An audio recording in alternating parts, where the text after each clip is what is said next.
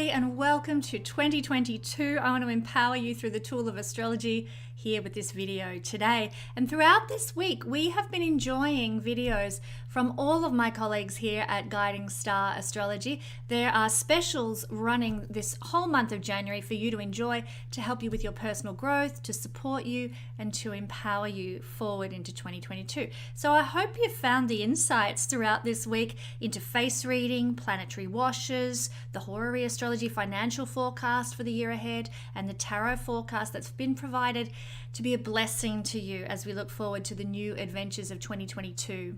And don't forget to head over to the website and make your booking with all of my wonderful practitioners here at Guiding Star Astrology. My readings have been on sale for quite some time, and this is because we've been going through some difficult, dark days. My readings are going to continue to be on sale for the month of January. So that's perfect if you want to maybe buy a gift for someone, or get a year ahead reading for yourself, or just jump into astrology a little deeper with some guidance for what's happening in your life. But today I want to share with you what I believe will be the most influential transit that's going to occur in 2022. Here's the chart of that particular transit waiting for me to explain to you. But before I begin, I just want to say this video is not for the faint-hearted. So a warning, if you are looking for sunshine, lollipops and rainbows, as Leslie Gore sang many years ago, this is probably not the video for you, because we aren't out of the woods yet. Things are improving. I will certainly vouch for that, but we're still coming out of the darkness of 2020 and 2021. And so I'm going to be addressing that. It might not be easy going for some. So, if you want to tune out, do so now. I want to start by reading you something from a book that I adore by one of my, a very inspirational person in my life, Dr. Brian Weiss. And this is the book, The Same Soul, Many Bodies. It talks about reincarnation and the fact that we remember our past incarnations when we jump into our psyche through regression work. If you've never done regression work, then I highly recommend checking out Robin, my regressionist's offerings. They're on sale now. Regression work is a very powerful tool for soul growth. So in this section that I'm going to read, he's been interviewing or speaking with one of his clients who had the ability not only to go backwards in time and see where she had been and what she had experienced in past lives, but she also went forward. She had a progression rather than a regression. And when she went forward, she saw some rather, I find encouraging things. And I wanted to share Brian's account of that with you, so I'm going to read. There remained the question of whether the client's new business would succeed or fail. I asked her if she wanted me to lead her into the future, and after considerable hesitation, in her current euphoria, she didn't want to have bad news by seeing the future and not being happy with what she saw. After considerable hesitation, she agreed. Only instead of going a few years forward, she went 1,200 years forward. Usually when people progress into the distant future, they're not sure of the year, but Christina, the client, was positive. The year was 3,200. The earth is very green, she said, much greener and more fertile than it is now. The forests are lush, the meadows are filled with flowers, but funnily enough, there are no animals. Why, when there's so much food for them to eat? There aren't many people either. They can communicate with one another telepathically, and their bodies are less dense than ours, and they're filled with light. They live in small groups, not cities. They live in lovely houses made of wood or stone, and they seem to be farmers. I can see a liquid light pouring into the plants. Sometimes the liquid pours into the people themselves. The people are extremely spiritual. I can't see any illness, any real anger, or any violence or war. There's a certain translucent quality to everything, a permeating light that connects everyone and everything in peace.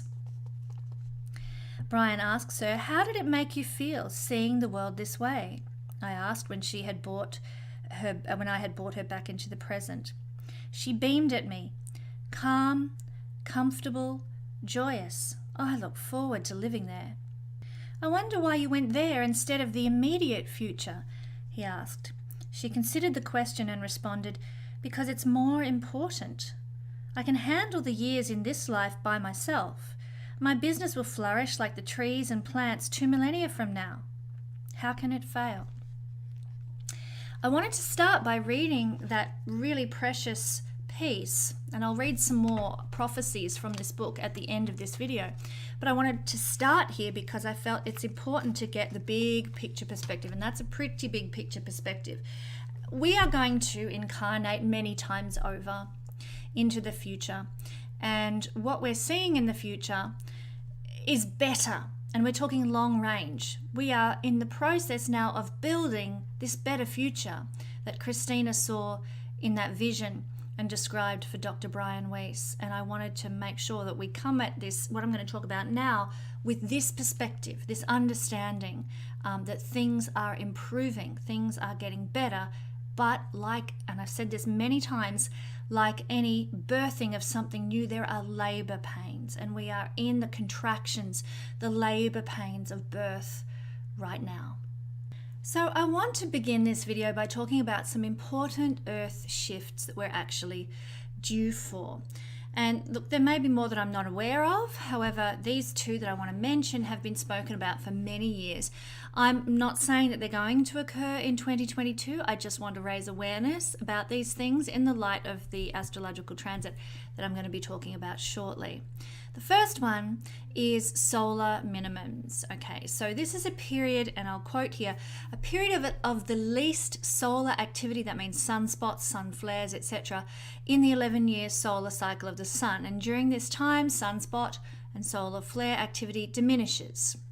Okay, so that's what a solar minimum is, and we go through this 11-year cycle of having a lot of hot years, hot and dry here in Australia anyway, but dry in other parts of the world. And then we go through a cycle of having a lot of wet, moist years where there's a lot more El Nino compared to the other cycle, which is El Nino. So that's this 11-year cycle of solar minimums. But when we have a grand solar minimum, it's a period where this particular phenomenon occurs for a more extended period, sort of decades, sometimes even centuries. So the last time that the Earth experienced a grand solar minimum was the Dalton minimum, and this occurred in 1790 and it lasted to 1830. And the Dalton minimum, it coincided with a period of lower than average global temperatures. It actually preceded what became the Great Potato Famine in Ireland.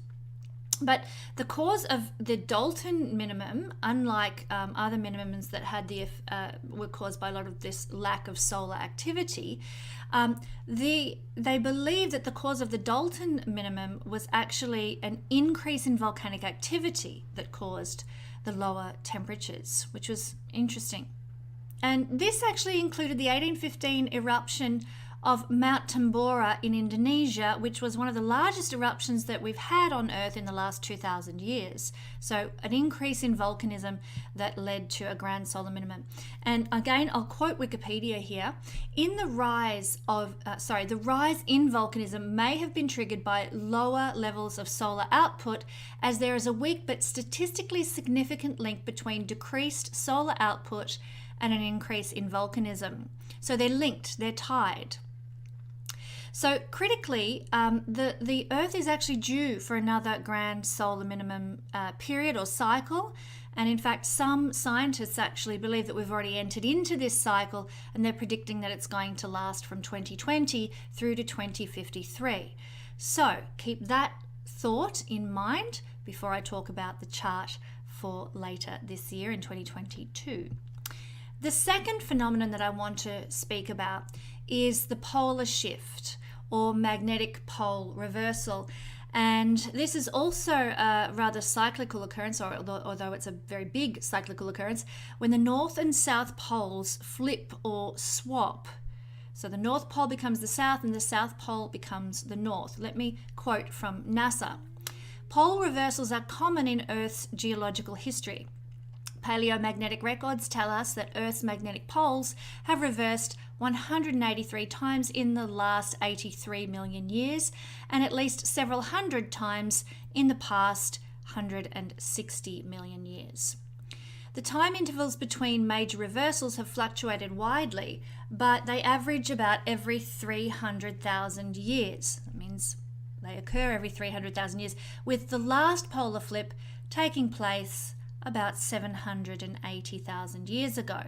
Now, this is the major reversals, where the reversal happens and it remains that way permanently for thousands of years. Okay, so that's what they're talking about. It's 300,000 years on average that these reversals happen. We haven't had one for about 780,000 years. Think we might be due? Maybe. So as you can see, we are well and truly due for an event like that. And I'm just going to share with you a supercomputer model of the Earth's magnetic field now.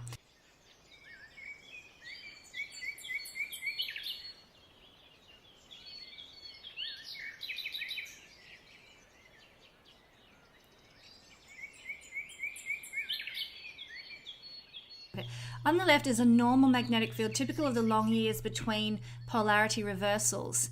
And on the right is the sort of complicated magnetic field the Earth has during the upheaval of a reversal. And the credit for this picture is from the University of California, Santa Cruz. So, yeah, this photo, I think it illustrates the point. Things get a bit wild and a bit hectic when we have these magnetic polar flips. Now, during a polar flip, the magnetic field obviously becomes jumbled, and we can get multiple magnetic polar fields or magnetic poles emerging in unexpected places. Naturally, this is going to interfere big time with navigation, with satellite technology, with GPSs, with our, even our little compasses go a bit haywire. And it causes a massive disruption. This will cause, rather, a massive disruption to the modern way of life that we currently know.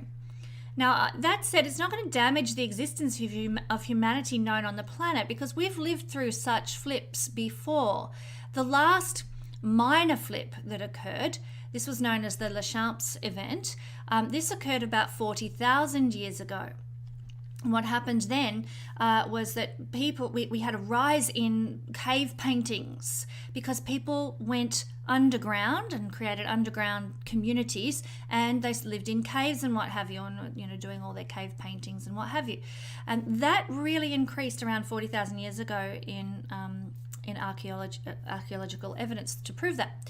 So that was a minor event that didn't last all that long by comparison with the major events that I've just shown you with the skew-if magnetic fields, just that they flipped about 40,000 years ago. So when this magnetic field weakens, the sun exposure increases, and that's why we had a significant rise in cave paintings from around 40,000 years ago, because many people lived in caves or went underground. So no one knows exactly when the next polar reversal may occur, but scientists do know, or they have conjectured, that it doesn't happen overnight. All of a sudden you wake up and suddenly the poles are reversed. They take place over usually hundreds of years. So no need to panic about this and its implications. However, in the past 200 years, Earth's magnetic field has weakened about 9% on a global average. And that is often an indication of a preparation to shift and change. So I wanted to point out these two events. These are just two of the Earth events that are due to occur. And one could go on to list various other earthquakes that are waiting to unfold, or volcanic events that have been building also. But I think that's enough. They're the biggies that people talk about and that we need to be aware of. Again, I just want to emphasize that these events are not going to be cataclysmic overnight, but they are going to be events that will occur significantly enough to change the world as we know it. And remember, we started by reading that prophecy for 1,200 years' time. We know the Earth is going to change, and maybe for the better. Maybe we need to wipe out all the crap and start fresh with a clean slate, so to speak. In August, or on August the 1st, 2022, we're going to be experiencing a significant transit that could see some further triggering around these types of Earth events. Now this will be, and I'll draw it on the board, when Uranus makes a conjunction with the North Node in Taurus. Here's the North Node, which will have moved to 18 degrees. I'll write that on there in my wobbly handwriting. 18 degrees of Taurus. Here is the North Node, and here is Uranus. That in itself is a significant event. And along with that, we've also got Mars bang on 18 degrees of Taurus as well. A triple conjunction of some rather heavy-hitting planets. Not only that, but these planets are also going to be making a square aspect to Saturn in Aquarius.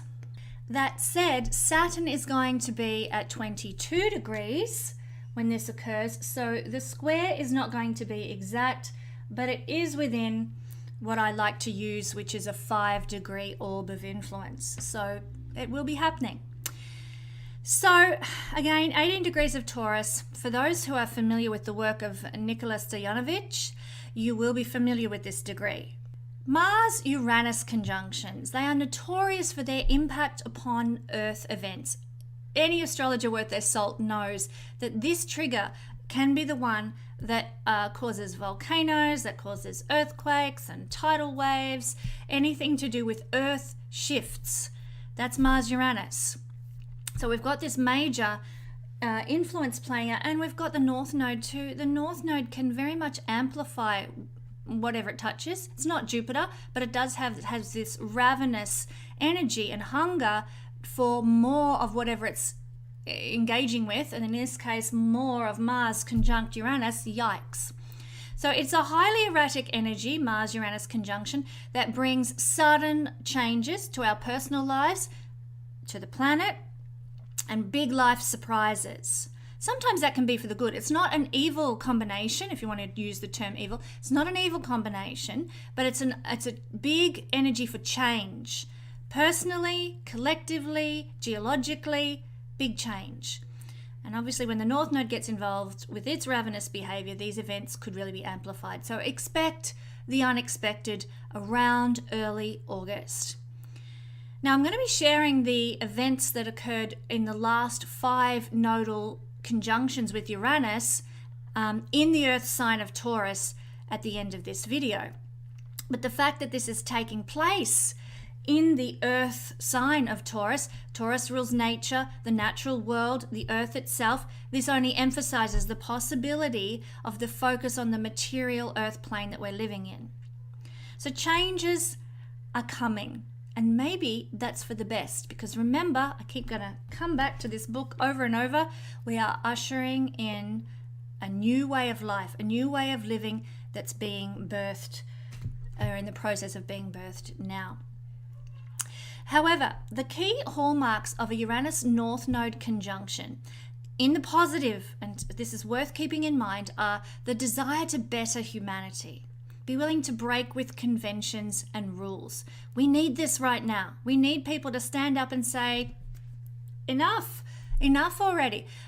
So that this energy is amplified as well. We need this. We need to be very adaptable at this time. So staying flexible, staying open to where the universe wants you and what it's going to do with you and what it's going to do with humanity is important, because these big societal changes want to come in under this energy as well. And out of this, we're going to see the formation of new communities, even more so than we have already in the last year or so. It's a reformation energy, and it heralds a new vision being birthed. A new destiny. North Node is the future, the destiny. Combining with this radical energy of Uranus and action-oriented planet of Mars. So I'm actually excited to see what happens with this. I'm like, yeah, bring it. We need this. We need this reformation. We need this new beginning. We need a brand new vision for humanity, because God help us, the old one hasn't been doing much. So I just feel that earth changes may take place at this time, and they're going to be a part of the universe wanting to usher in these wonderful things. Part of what needs to happen. And I'll just mention here at this point, my good friend David Warner Matheson did a video just in the last week of December, all about the story of Vasilisa, which is a Russian folk tale. And in it, there is this character, this witch-like character named Baba Yaga. And I was so encouraged listening to David's video. Do check it out. I'll put the link below. I was so encouraged listening to this because this whole story, this mythology, speaks to the fact that this Baba Yaga character represents the earth and the power of the earth and the desire of the earth not to let in the case of our humanity at the moment, the oligarchy win, not to let the powers that are sucking the earth dry get the one-uppance on us. And so the earth, or Baba Yaga, can use her power and magic and earth energy to change the dynamic of things. And that's one of the messages in that story. There's so much more in it. And David just delivers it so beautifully. Do check out that video. But I was reminded by that the earth wants to see a new birth too. It doesn't want to put up with the oligarchy and their grasping and their hunger to take the lifeblood of humanity, so to speak. So this is very likely to be a part of what is being ushered in here. Baba Yaga, Mother Earth, deciding enough already, let's make change. So if that's the case, and I believe it will be, bring it on.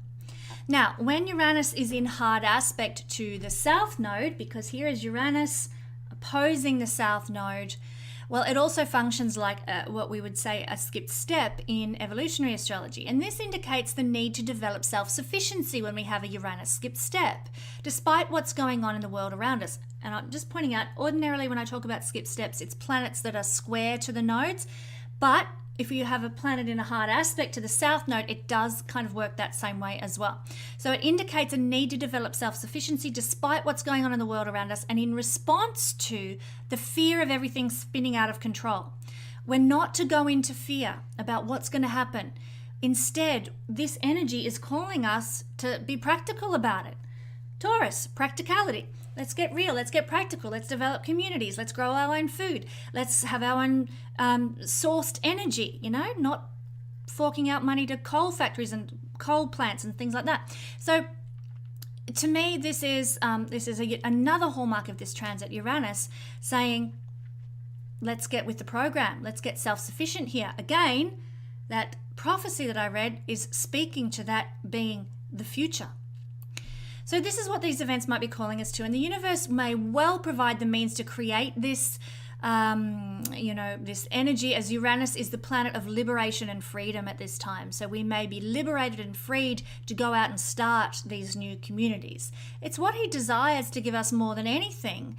And to me, this is going to be the purpose of this period, August, or late July, August, in 2022, to liberate us, to give us freedom, through creating this self-sufficiency, Uranus in Taurus. So don't be surprised if there are sudden impacts, sudden life-changing events, personally and collectively, and even shocks. These are designed to usher us into a personal freedom and liberation.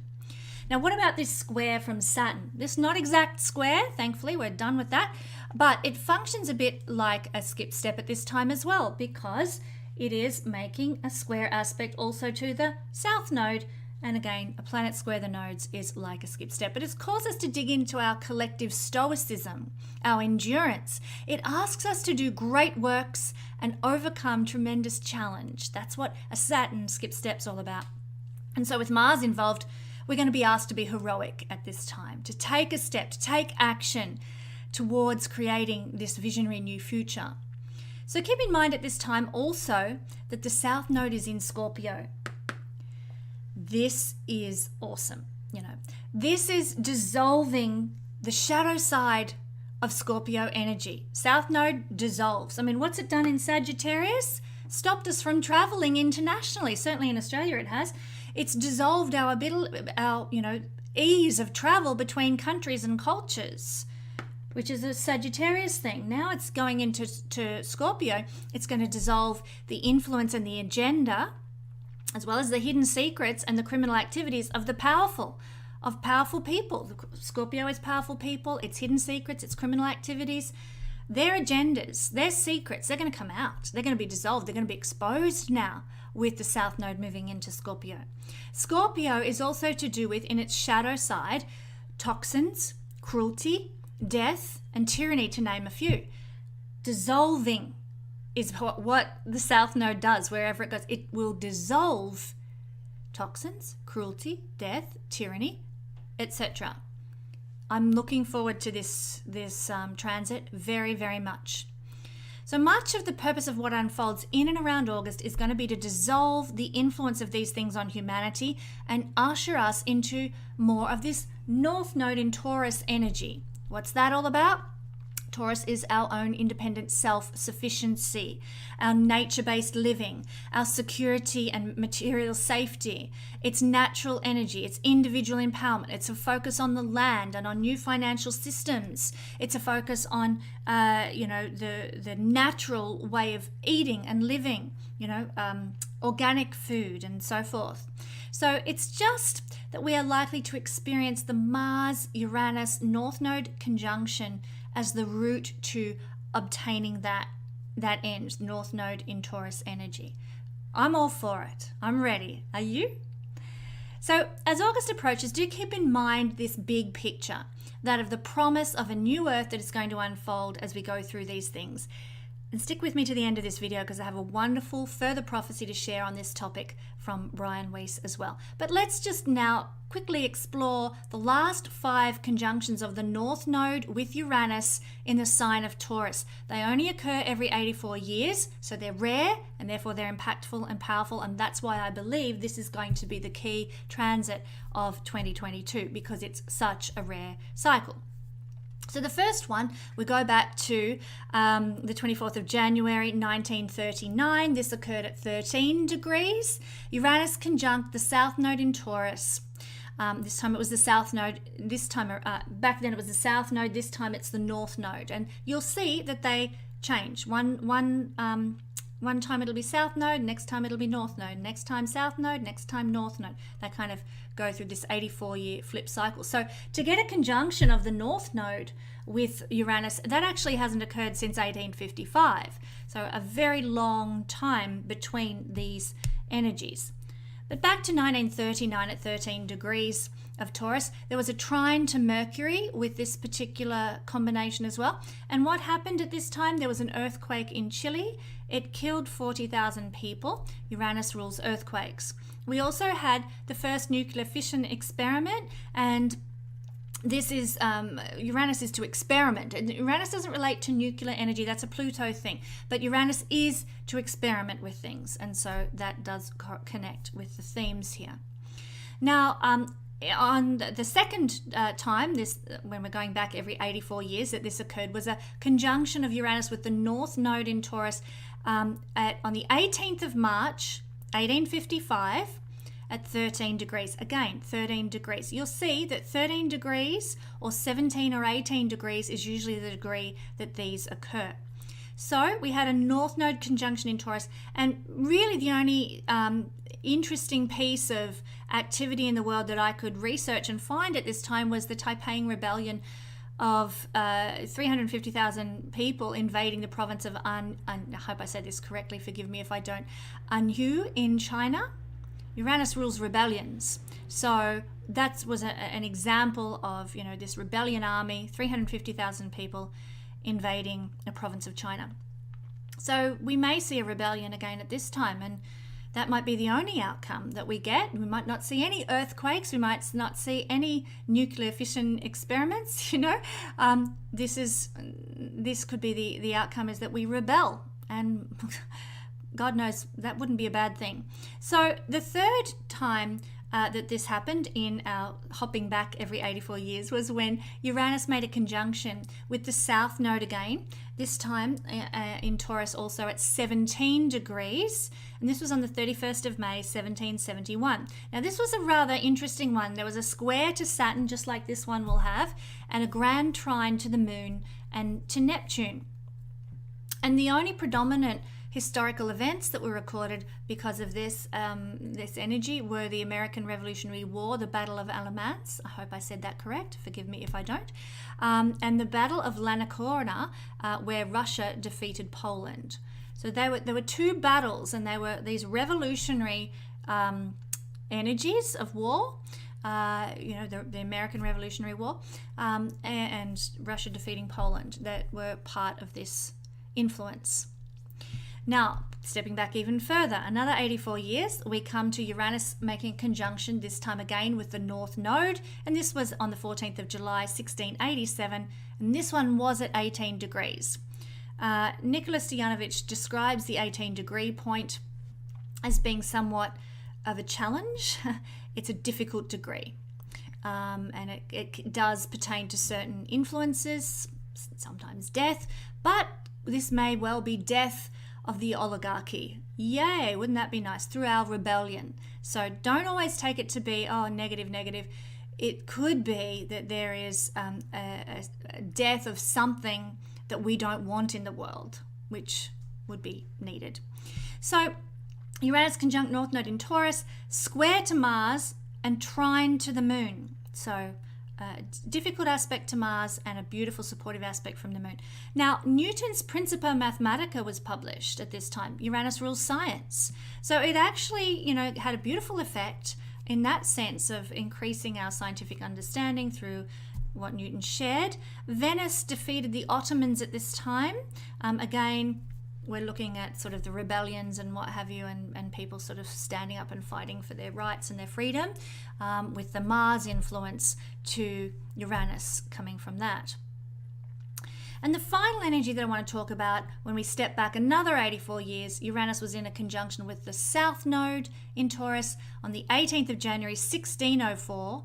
At this time he was squaring the Moon and Venus, and trining Mercury and Neptune. And the only event that occurred significantly out of this combination was that work began on the King James Bible. We've got a trine from Mercury to write, to communicate information, and Neptune, spirituality of the Piscean age, King James Bible. So there we have it. That's a short list that reveals some very Uranian events unfolding. But as I said, it's very hard to predict with any certainty whenever Uranus is involved, what's going to happen, except to say that we're going to be surprised. Things will happen that we didn't expect would happen and unfold that we didn't expect would unfold. So I just want people forewarned, forearmed about a number of different things there. And obviously I want to point out that this is going to be one of the key transits that unfolds in the year ahead. Now, I want to conclude this little video with a chat. Sorry, not with a chat, with another forecast from the beautiful book, Same Soul, Many Bodies by Dr. Brian Weiss. While I believe there are forks in all our lives and that progression into the future can help us decide which path to take, I also believe that there are forks in the life of the world, and that the more we can see and understand them, the better chance we have of preventing the Earth's destruction. Hear, hear. That is why I've used my seminars as a means of prophecy. Again, there is no way to verify what I have found, and in time I am sure I will develop better methods for refining what those who have ventured into the far future have reported back. What I know for sure is that there is a consensus on the future from my seminar attendees, by now numbering well over 2,000, and that I am able to offer, hesitatingly and tentatively, the broad outline of a scenario I will continue to explore. In my group sessions, as I've noted, I try to take the attendees to 3 stops on the journey to the future, 100 years, 500 years, and 1,000 years from now. This is not exact. People always have the freedom to explore any realm at any time, but as a guideline, they and I find it helpful. What have I found? And this is what will be pertinent to us. We're looking at the 100 years in the future. In 100 years, or even 200 years, the world will be pretty much the same as it is now. There have been natural and man-made calamities, tragedies, and disasters, but not on a global level. There are more toxins, more crowding, more pollution, and more global warming. There are fewer virulent diseases and better methods for growing and harvesting food and so forth. But to paraphrase the Stephen Sondheim song, we're still here, virtually intact. So just to stop for a second, that perhaps is not all that promising, because it sounds like the darkness lasts for a bit longer yet to my mind. But I like to keep in mind that we are going to reincarnate many times into the future, and we are looking forward to that utopia that I mentioned in the early part of this video.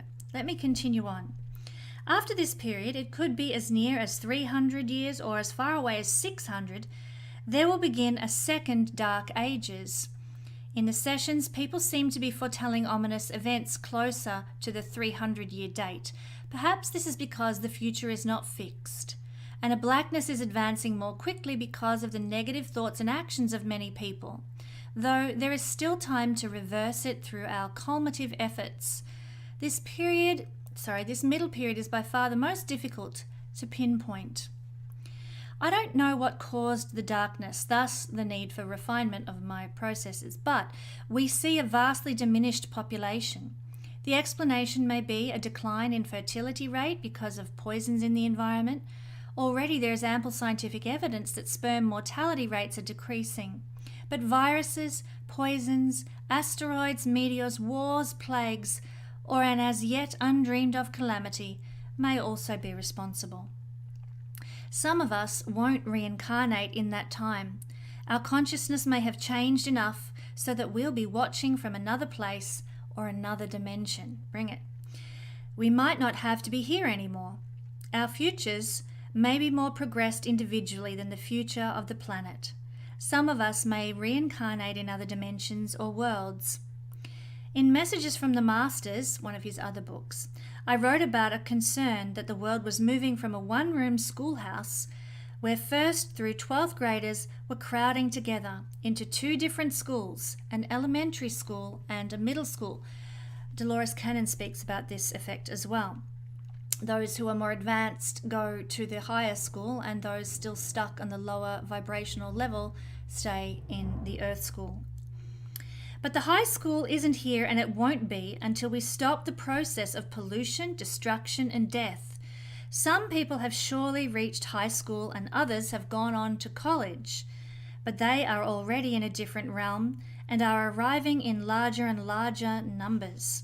They have reached the point where they don't have to reincarnate on earth anymore, and perhaps the high schoolers are helping us from afar. Those in college are focused on graduate school, the place where they coalesce and become part of the one. And then the idyllic, fertile, peaceful land that I saw before I started group progressions, and that many others have described since, including the vision that I gave you at the beginning of this video. Only a few attendees have pointed out the clouds that Hugh, who is referenced in the earlier part of this book, travelled through before reaching the bright land. Perhaps it is because we are in those dark clouds now, and the attendees in the middle of them haven't been able to recognize their existence as Hugh did. But they all see the brightness, they all feel the peace, and they all come back transformed. If their culminative vision is powerful enough and others join them in preparing for the lives to come, rather than hating each other, killing each other, and poisoning their environment and their souls, the ideal realm will become manifest, and we will get to a place on this world so like the other side that bridging them will be easy. Since I am mortal as well as immortal, my present concern is with the now and the difficult time to come, for we are not forced into the future even though our behaviour seems to be limiting our options. Yet I am optimistic. In time, I think that people's collective consciousness that yearns for a more peaceful and idyllic world will achieve it. To do it, each of us must remember that our fate is to be immortal. Alas, too many of us don't know this, or in the press of everyday events, we forget it. This book, I hope, will act as a reminder. It's a magnificent book, and I highly recommend it. But I did want to share that with you because I feel that those portions of that book really give some perspective on what's unfolding, our purpose in it, what we're here to do, and how we can work with this energy to the best advantage in creating freedom, independence, autonomy of community. That is what Taurus, Uranus, Mars, and the North Node speaks to. So I'm excited by this. And if Baba Yaga wants to get in on the act, or Mother Earth wants to get in on the act and help bring about that eventuality, then I'm ready for it. And I hope you are too. Here's to 2022, my friends. I hope it is a blessed one for us all. And I hope that all your dreams come true in 2022.